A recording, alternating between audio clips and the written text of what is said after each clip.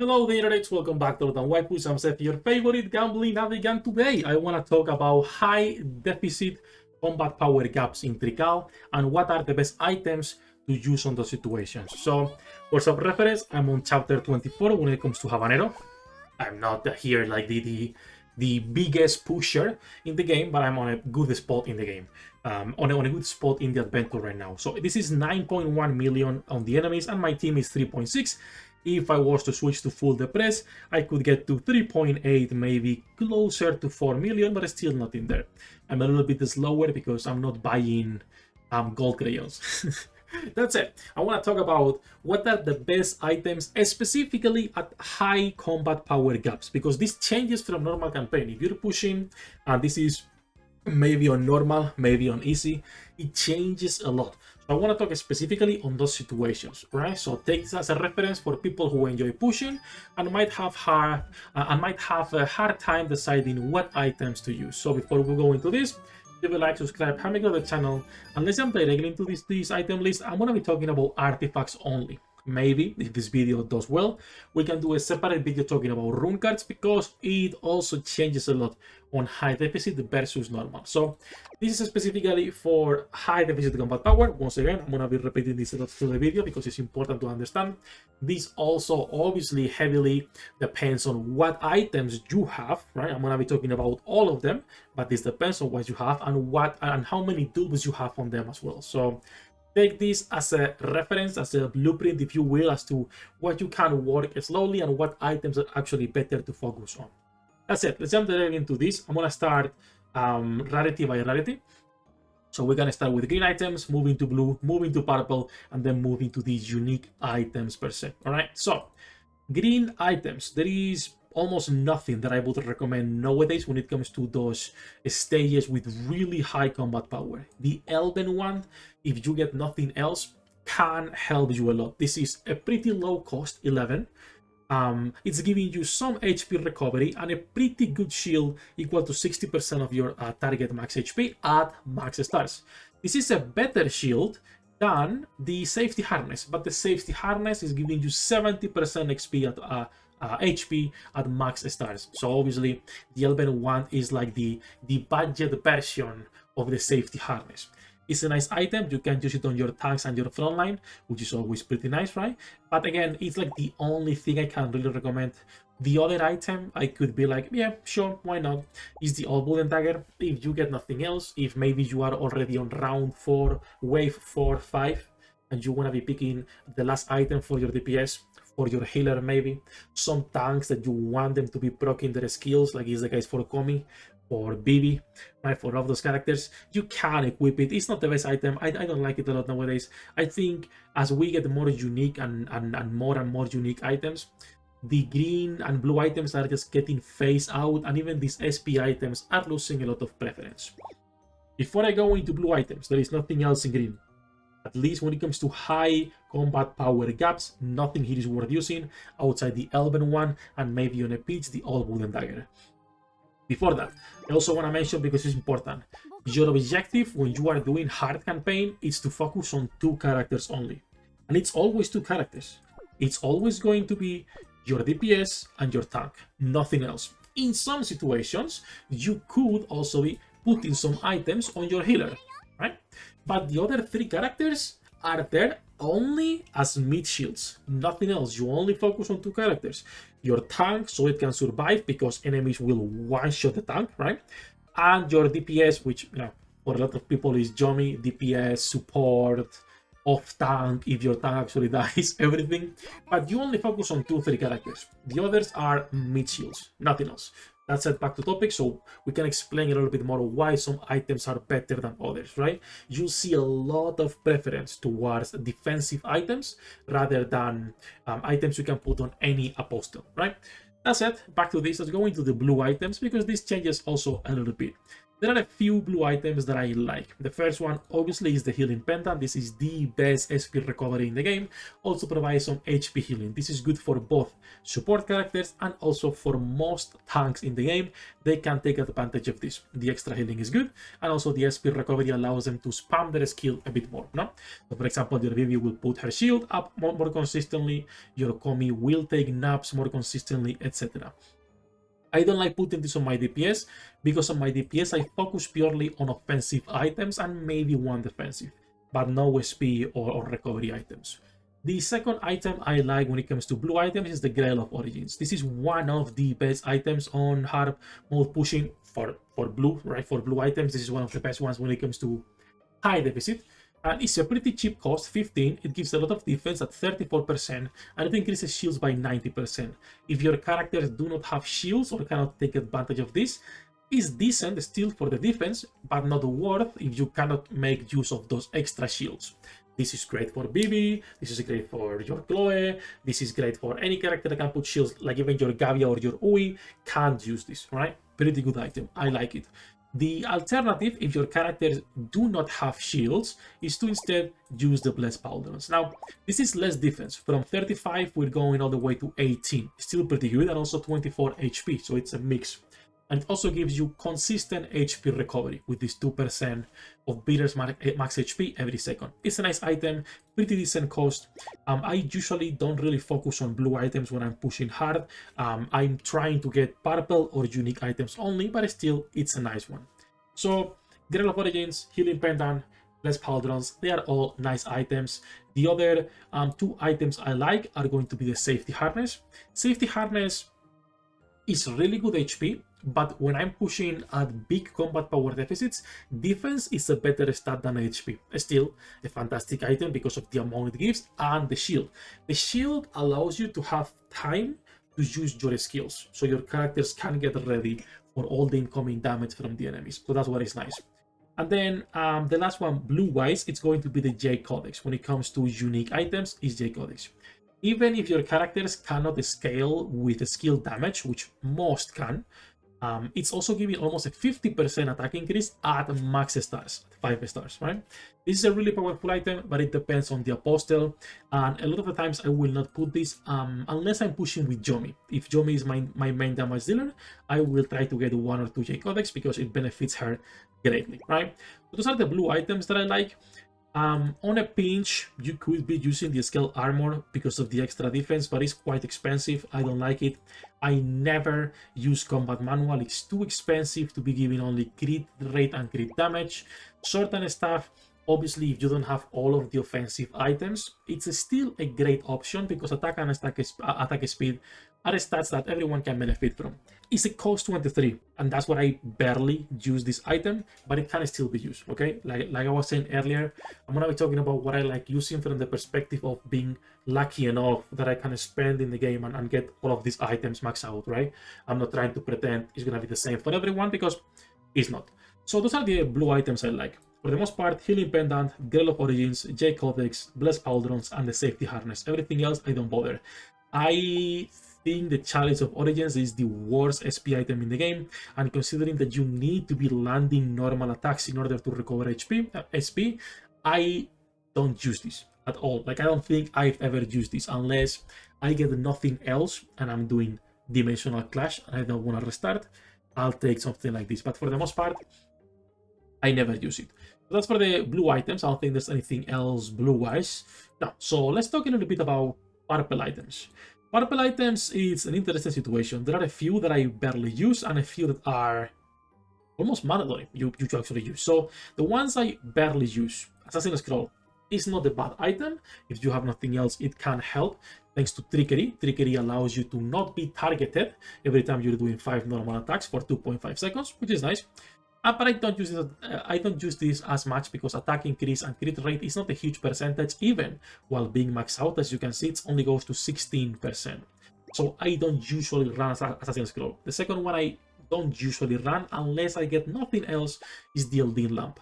HP and healing increase. This is good for tanks and supports, but I just barely use it. It's decent cost, but it has no passive, and there is so many better items for supports and even for tanks. that this one loses a lot of value per se. The third one, and these people might disagree a lot, is the kettlebell. Two reasons as to why I don't use this. First, is one of the items that I'm just unlucky and I haven't gotten enough dupes. Second, it reduces normal attack damage, and this, depending on your team composition, fucks up a lot of characters. Again, it depends on what you're running. You could be going for a Yomi with Double J Codex Kettlebell and she will destroy everything with her wave, but you're losing so much damage from her normal and enhanced attacks. A lot of characters can benefit from this. Your Killian, the most obvious one. I just usually don't run it because my compositions. So this is more of a preference rather than a bad item. This is a good item. The other one that I do not run almost at all is the Fluffy Vest. Funny enough, this is a good item for big combat power deficit. If you have it maxed out, this is 17 cost, giving 50% defense in a pinch on a last wave. This is good for the extra defense on your front line, maybe on your back line. On Hell mode, on Habanero, Poblano, whatever it's called, I always forget. I will call it Hell mode to simplify. Your backline is important as well because of the assassin enemies, and your mid lane is important to keep alive if there are ghosts. Ghosts usually target mid lane, assassins target backline, and there is also some annoying sniper enemies that will target the backline. So items like these are good on a pinch for those characters to survive a little bit longer, but I usually don't run the Fluffy Vest. The next one is the Mithril Knife. Mithril Knife is the same situation as the Kettlebell. It's a good item, but it's situational, and it has no passive for the cost. 21 cost, nice attack speed as well. If I get nothing else, I will use the Mithril Knife, but I will always give priority to the Dragonlight Sword. Dragonlight Sword is the best DPS item in the game when it comes to legendary items, because it's an 80% attack increase at max stars, assuming you have it at max stars. This is, again, the best item for DPSs. It's such a great one that I always see it and I'm like, oh, I need to get that, right? So this is a fantastic choice. Always use it when I'm pushing. And then I think we're only missing the live gem. Everything else, yes, live gem. So I like the item. I think the stats are also great for your frontline, incoming crit damage and HP increase. The problem is that this will keep you alive once, but this assumes you can survive again, right? You have the means to survive again. It wasn't just something that happens once per round, right? Because a lot of times at these big combat power deficits, you will go to 10% HP. Yes, the live gem will proc, and then you're back to 10% HP the moment this HP recovery buff ends, right? So it's a good item. I like it. I usually, if I see it early on, I will take it as well because, you know, really good stats. For the price, 23 still, 49% increase HP, and then 112% max HP in 5 seconds, which for your tanks, it's a lot of HP recovery. Nice item, a bit pricey, but for your frontline is important. Like I said earlier, keeping your frontline alive at high combat power deficits is more important than anything. And that said, now let's talk about unique items. And speaking on keeping your team alive, the single best item in the game at the moment for high combat power deficit pushing, Leeds Worn Whetstone. This is the best item by far.